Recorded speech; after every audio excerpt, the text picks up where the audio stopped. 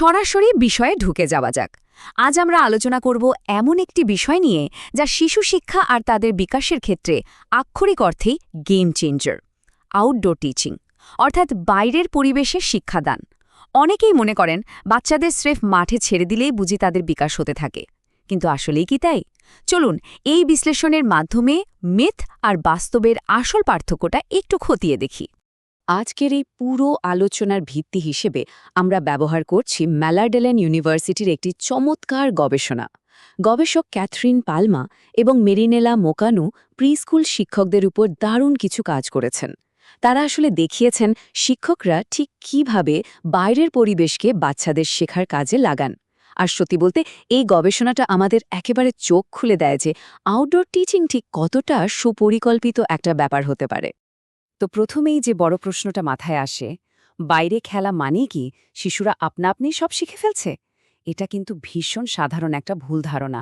আমাদের অনেকেরই হয়তো মনে হয় খোলা মাঠে একটু দৌড়াদৌড়ি করলেই বুঝি শিশুর সব ধরনের বিকাশ ঘটে যাচ্ছে, কিন্তু না, গবেষণা একেবারে পরিষ্কারভাবে বলছে শুধু বাইরে থাকলেই শিক্ষা অর্জিত হয় না। এটা পুরোপুরি একটা মিথ। তাহলে আসল ব্যাপারটা কি? এখানে দুটো আলাদা ধারণার পার্থক্য বোঝাটা খুবই জরুরি। একদিকে আছে নিছক বাইরে একটু ঘোরাঘুরি করা, আর অন্যদিকে একটি সঠিক কাঠামোগত শিক্ষামূলক পরিবেশ। আউটডোর টিচিং কিন্তু কোনোভাবেই ক্লাসরুম থেকে স্রেফ দৌড়ে পালানোর কোনো বিরতি নয়, বরং এটি নিজেই একটা প্রচণ্ড সক্রিয় ক্লাসরুম। আর এই ক্লাসরুম তখনই কাজ করে যখন শিক্ষকদের মধ্যে শিক্ষাদান বিষয়ক সচেতনতা বা সহজ ভাষায় ডিডাকটিক অ্যাওয়ারনেস থাকে। সঠিক পরিকল্পনা না থাকলে বাইরের পরিবেশটা শুধুই একটা খেলার মাঠ হয়েই থেকে যায়, শিক্ষাঙ্গনার হয়ে ওঠে না। তো প্রকৃতির এই যে একটা জাদু আছে আর এর থেকে যে বহুমাত্রিক সুবিধাগুলো পাওয়া যায়, সেগুলো আসলে কি? চলুন একটু বিস্তারিত দেখা যাক। শারীরিক সুবিধার কথা যদি বলি, বাইরের ওই উঁচু নিচু জমি, ছোট পাহাড় বা ঢালু জায়গাগুলো বাচ্চাদের দৌড়ানো বা গড়িয়ে পড়ার যে সুযোগ দেয়, সেটা তাদের স্থূল মোটর দক্ষতা বা গ্রস মোটর স্কিল দারুণভাবে বাড়িয়ে দেয়। আর সামাজিকভাবে এর প্রভাব রীতিমতো অবিশ্বাস্য। বিশাল খোলা জায়গায় তো আর খেলনা বা জায়গা নিয়ে বাচ্চাদের মধ্যে তেমন কাড়াকাড়ি হয় না, তাই না? ফলে তাদের নিজেদের ভেতরের দ্বন্দ্ব বা ঝগড়াঝাটিও উল্লেখযোগ্যভাবে কমে যায়। আর সেই সাথে প্রাকৃতিক বিজ্ঞানের একদম প্রাথমিক ধারণাগুলো তারা খুব সহজেই পেয়ে যায়। এই ব্যাপারটার একটা দারুণ নাম দেওয়া হয়েছে গবেষণায়, বিকুপা বা মৌচাক। ব্যাপারটা একটু ভাবুন, বাচ্চারা যখন বাইরে খেলে তখন তারা কোনো বয়স বা লিঙ্গের বাধা ছাড়াই বড় বড় দলে একদম মিশে যায়, ঠিক যেন একটা মৌচাক, যেখানে সবাই একসাথে কাজ করছে, খেলছে, শিখছে। চার দেয়ালের বন্দিঘরে এই ধরনের স্বতঃস্ফূর্ত সামাজিক মেলামেশা কিন্তু খুব একটা দেখাই যায় না। এবার সৃজনশীলতার এই চমৎকার দিকটা একটু খেয়াল করা যাক। গবেষণায় একটা টার্ম ব্যবহার করা হয়েছে, মুক্ত প্রাকৃতিক উপকরণ বা লুজ পার্টস। এগুলো বাচ্চাদের কল্পনা শক্তিতে একদম জাদুর মতো কাজ করে, কারণ বাইরে তো আর নির্দিষ্ট কোনো খেলনা নেই, তাই না? ফলে একটা সাধারণ পাথরই শিশুর কল্পনায় হয়তো হয়ে যাচ্ছে বিশাল কোনো পালতোলা নৌকা, অথবা মাটিতে পড়ে থাকা কয়েকটা ডালপালা মেলে নিমিষেই তৈরি হয়ে যাচ্ছে একটা আস্ত কুঁড়ে ঘর। প্রকৃতি এভাবেই বাচ্চাদের সৃজনশীলতা আর সমস্যার সমাধানের দক্ষতাগুলো একেবারে ভেতর থেকে জাগিয়ে তোলে। এই পুরো প্রক্রিয়ায় একটা গোপন উপাদান আছে, যা ছাড়া আসলে কিছুই সম্ভব না, আর সেটা হলো শিক্ষকের ভূমিকা। সত্যি বলতে কি, আউটডোর টিচিংয়ের মূল চাবিকাঠিটাই হল শিক্ষকের সক্রিয় অংশগ্রহণ। একজন শিক্ষক শুধু দূরে দাঁড়িয়ে দাঁড়িয়ে বাচ্চাদের খেলা দেখছেন, এমনটা হলে কিন্তু মোটেও চলবে না। তাকে হতে হবে একজন সহ আবিষ্কারক। সুইডিশ ভাষায় এর একটা খুব সুন্দর শব্দ আছে, মেদ উপতেকারে, মানে হল শিক্ষক নিজে বাচ্চাদের সাথে মাটিতে বসে পড়বেন, পাতা কুড়াবেন, পোকা খুঁজবেন। প্রকৃতির এই বিশাল রহস্য উন্মোচনে শিক্ষক হবেন বাচ্চাদের একদম সমান অংশীদার। এখানে শিক্ষাবিজ্ঞানের একটা অত্যন্ত কার্যকারী ধারণার কথা না বললেই নয়। সেটা হলো সহায়তামূলক শিখন বা স্ক্যাফোল্ডিং। ধারণাটা খুব সোজা। একটা বাচ্চা নিজে নিজে যতটুকু শিখতে পারে, শিক্ষক ঠিক সেই মুহূর্তটাতে তাকে সামান্য একটু সাহায্য করে তার শেখার সীমানাটাকে আরও কিছুটা প্রসারিত করে দেন। একেই বলা হয় প্রক্সিমাল ডেভেলপমেন্টের জোন বা ZPD। বাইরে যখন হঠাৎ করে নতুন কিছু আবিষ্কার করার উত্তেজনা তৈরি হয়, তখন শিক্ষকের এই ছোট একটা সমর্থন শিশুর শিক্ষাকে কিন্তু কয়েক গুণ বাড়িয়ে দেয়।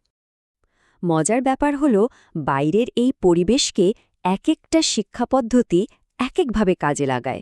যেমন ধরুন, সুইডেনের উর ও স্কুর পদ্ধতিতে বাচ্চারা প্রকৃতির মাঝে একদম স্বতঃস্ফূর্তভাবে শেখে। হয়তো একটা পিঁপড়ের শাড়ি দেখল, আর ওখানেই হঠাৎ করে একটা বিজ্ঞান ক্লাস শুরু হয়ে গেল। অন্যদিকে মন্টেসরি পদ্ধতিতে পরিকল্পনাটা থাকে অনেক বেশি নির্দিষ্ট আর লক্ষ্যভিত্তিক। সেখানে হয়তো মোটর স্কিল বাড়ানোর জন্য বাইরের পরিবেশকে আগে থেকেই বেশ গুছিয়ে রাখা হয়। দুটো পদ্ধতি কিন্তু দারুণ কাজ করে, শুধু তাদের শেখানোর ধরনটা একটু আলাদা। এই যা তো সবচেয়ে গুরুত্বপূর্ণ পয়েন্টটা কি দাঁড়ালো? প্রকৃত শিক্ষাটা আসলে সরাসরি অভিজ্ঞতার মাধ্যমেই ঘটে। একটু ভেবে দেখুন, বইয়ের পাতায় বসে বসে ব্যাঙের জীবনচক্র মুখস্থ করার চেয়ে একটা পুকুর পাড়ে গিয়ে সত্যিকারের ব্যাঙাচি দেখাটা কি অনেক বেশি রোমাঞ্চকর আর কার্যকরী নয়? বাচ্চারা যখন তাদের নিজেদের ইন্দ্রিয় ব্যবহার করে শিখে, তারা দেখে, স্পর্শ করে, গন্ধ নেয়, তখন সেই শিক্ষাটা তাদের মস্তিষ্কে একেবারে স্থায়ীভাবে গেঁথে যায়। তবে হ্যাঁ, সবকিছুই যে খুব সহজ তা কিন্তু নয়।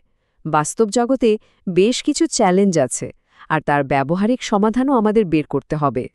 সবচেয়ে সাধারণ যে প্রশ্নটা বারবার ঘুরে ফিরে আসে তা হল, খারাপ আবহাওয়া কি আসলেই কোনো বড় বাধা? মানে বৃষ্টি, কাদা বা কনকনে শীতের দিনে কি সত্যিই বাইরে ক্লাস নেওয়া সম্ভব? এটা খুব স্বাভাবিক একটা সংখ্যা যে আবহাওয়া খারাপ থাকলে তো বাচ্চাদের ঘরের ভেতরে রাখাই সবচেয়ে নিরাপদ। এর কিন্তু একটা দারুণ উত্তর আছে। একটা খুব পরিচিত প্রবাদ আছে না, খারাপ আবহাওয়া বলে কিছু নেই, শুধু খারাপ পোশাক আছে। ঠিক তাই, সঠিক প্রস্তুতি, আবহাওয়া উপযোগী পোশাক আর সবচেয়ে বড় কথা, শিক্ষকের একটা ইতিবাচক মনোভাব, এই তিনটা জিনিস থাকলে যে কোনো আবহাওয়াকেই কিন্তু শেখার একটা দারুণ সুযোগে পাল্টে ফেলা যায়।